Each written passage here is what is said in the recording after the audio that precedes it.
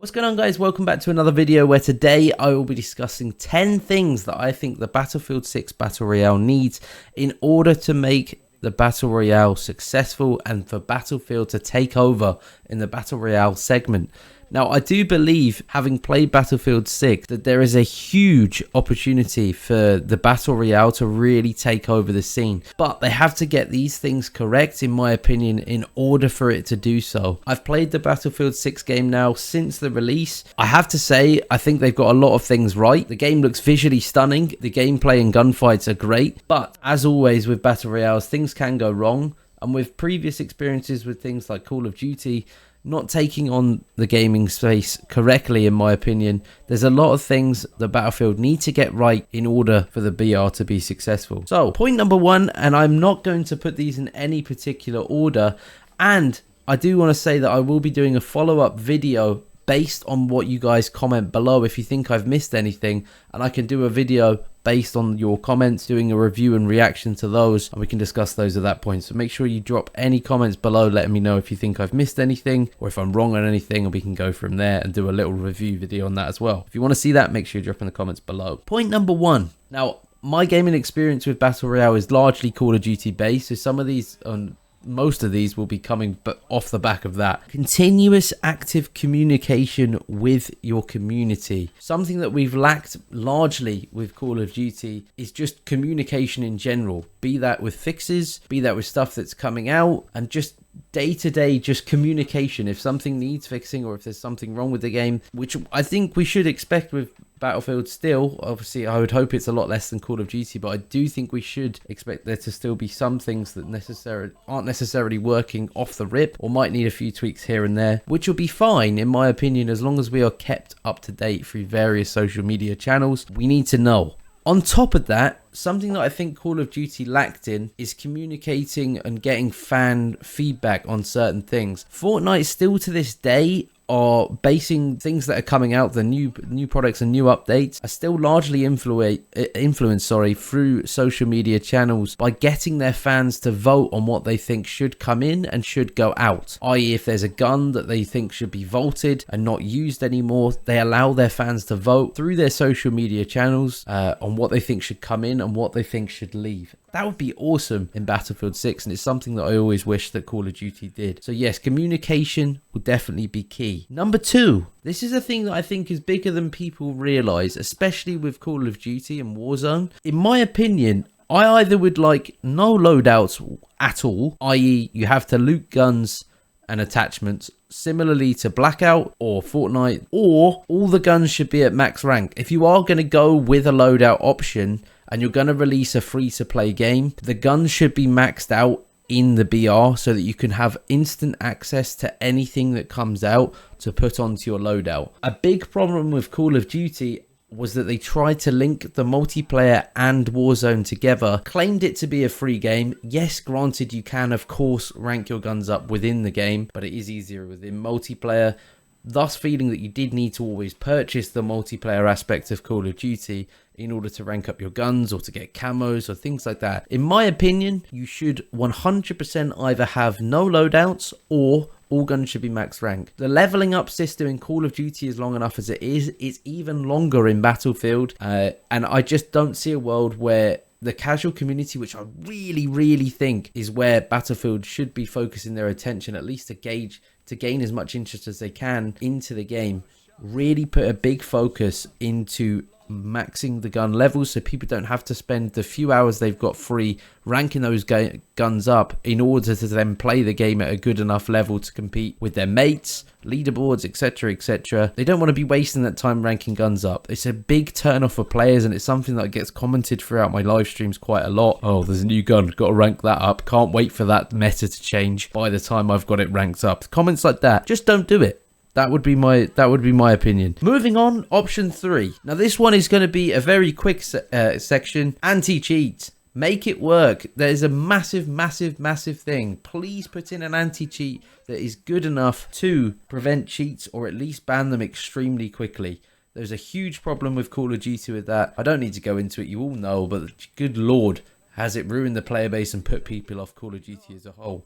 Get that right, you're already onto a big winner. Moving straight on to number 4. Now, This is a big thing for me. I personally am of the opinion that you should have no SBMM at all within the Battle Royale for the main game. If you do want to have an SBMM mode, bring out a ranked game mode. Let the SBMM be within that, i.e. you play, if you're a bronze, you play against bronze, silver, etc. If you're a higher rank, however they do the ranking system, so be it. But that should be the game mode of which there is SBMM built within it. Otherwise, let the game just be the game. Don't start restricting matchmaking. Matches will take longer to find, and it would just gradually just become a sweat fest anyway by doing that. So you might as well just leave it, let the game flow naturally, keep the game search times down, and let the game be. It's more fun for everyone because it's a great way to play the game. It's something that I miss when I think about when I was growing up playing Call of Duty, of getting on just pub stomping. You were allowed to be better than somebody else at a video game. You're also allowed to be worse.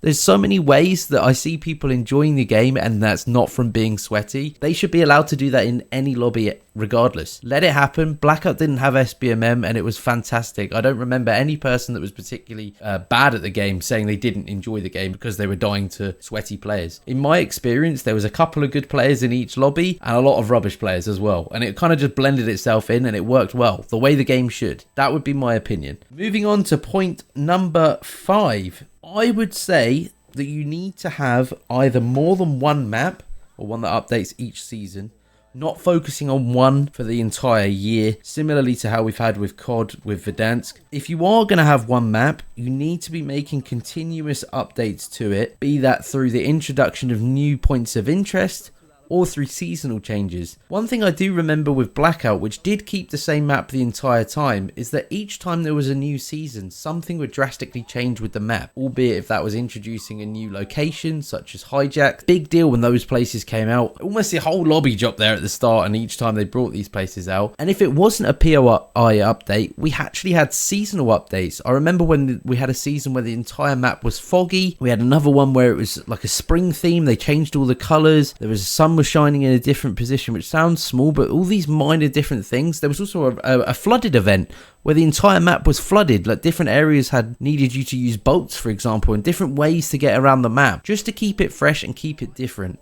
Don't keep it stale, keep things moving and keep it updated. It'll just keep the game more fun. Or alternatively, change the map each season. It can't be that hard to change the map. Moving on, point number 7 would be to make sure that you've got an incentive to grind the game. Be that with a leaderboard system or through camo earning, tool unlocks, things like that will keep the game interesting and keep you locked in and wanting to play for longer. People are always striving to gain something when they're playing. Successfully getting a camo, if you're a sweat and you really want to appear on the leaderboard, things like that, or you can show your mates your stats. There needs to be that within the game in order for you to keep wanting to play the game and have a reason to play it, on top of just enjoyment from camaraderie. For example, you need something else, in my opinion, to keep you locked in and keep wanting to play the game. Point number 8, something that we always struggled with in Call of Duty, and I will say has been good so far as I'm concerned in the multiplayer side of Battlefield 6, the main game, is good audio. There was a lot of things wrong with the audio within Call of Duty. You need to be able to hear when somebody is coming towards you. I do not want to start playing the Battlefield 6 Battle Royale and not be able to hear what's coming towards me, because there's tanks blowing things up, there's explosions everywhere, C4s going off, nades, and I can't hear a guy running up towards me and just shoot me in the back. That's not fun. Make the audio good. I hope it is as good as it is in the main game. I'm sure it will be. They've got a good starting point. The audio does seem fantastic. There's so much going on within a Battlefield normal game that I do think that the audio will be good, but I hope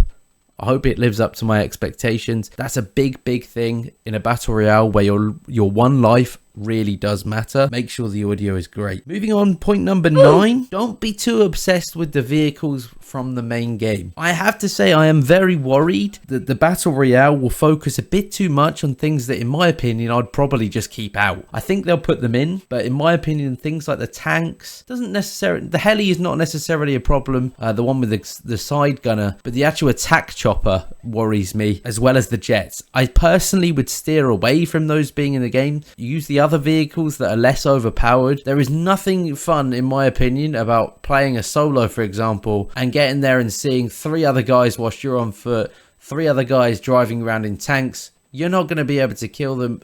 It needs to at least be, if they are going to be in the game, they need to be very well countered, and that shouldn't be from just using vehicles. Hopefully they won't focus too heavily on that. I'm sure I'm not the only person that's thought of that as being a potential issue. Point number 9, a long enough TTK. Now obviously, having only played the Battlefield main game, you do die extremely fast when you're being shot, which is fine because the base health is only 100. I personally, having played both Warzone, Blackout, Fortnite, I barely played Apex, but I've played these games. In my opinion, the best time in Warzone is when Iron Trials was out. Which, if you don't know what Iron Trials was, you had increased health, which made it for a longer TTK. In my opinion, a longer TTK is better for everyone. You can argue this point if you want, but in my opinion, whether you're a good player, an average player, or a bad player, a longer TTK is better because you've got more time if you're a worse player to either deal with a situation however you would deal with it, be it move around a little bit and put down a bouncing bay, a claymore, or whatever it is you want to do, lay down in a bush, I don't know, your way of fighting, that's absolutely fine. But it gives you more of a chance to get away from somebody that's better than you, or do something that will allow you to kill them. Or if you're a sweat, you're not going to then die to the person that you think is worse than you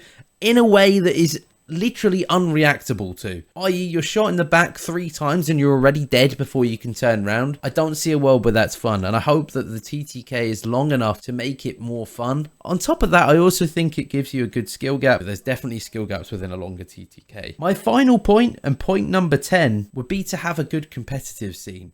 Now this is something that I don't think will apply or be cared for by everyone, but I do think a big competitive scene can be enjoyed by everyone. Now, I'm not big on Call of Duty multiplayer anymore. I used to love it, but I'm still very much a big fan of watching the competitive side of multiplayer within Call of Duty, even though I don't really play it. I think the competitive scene can drive people to both view the game, want to play the game, and strive to play like other players.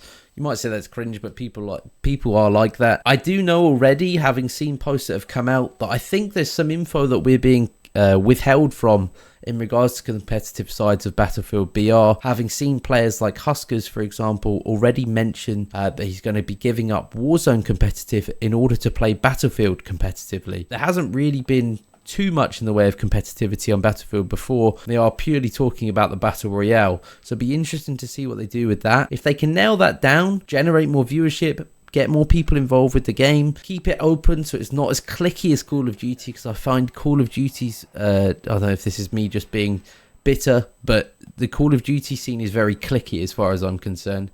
The more people you can get involved with a competitive scene, even if it's at a smaller level for maybe lesser skilled players, a higher level, but obviously more involved on that side, but just make it accessible, make it be there. A competitive scene can drive a game forward. A lack of competitive scene in a game can also bring the game down. So those would be the 10 things that I say, in my opinion, would be very, very important for the Battlefield 6 Battle Royale. But as I said before, I'm willing to do a video on your comments and your opinions, so please do let me know what you guys think. Whether or not I've missed anything, please do let me know below. As always, please make sure you've dropped a like, dropped a sub. I'll be streaming on my Kick channel, which will be linked in the description on the BR, so please make sure you're dropping a follow there as well, and I hope to see you guys there, and hopefully the game will be as good as I think. Peace.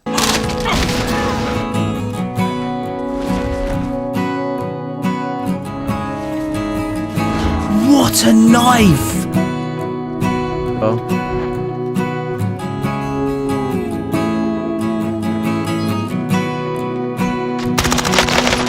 Yeah, you're the best, motherfucker. You damn fucking right, kid.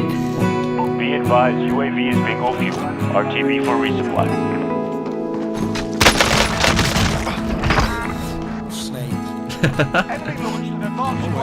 Oh, ready? You bloody bastard. Would you like some plates, Vance? Oh, that's not you! Oh, this guy just made me piss my pants! What the heck? Yeah, just drop plates for this random guy!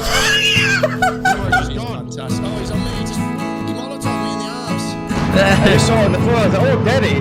And then all I heard fucking Roy after I picked up as soon as he got up to this trophy down, I was like, oh, he's dropped that shit.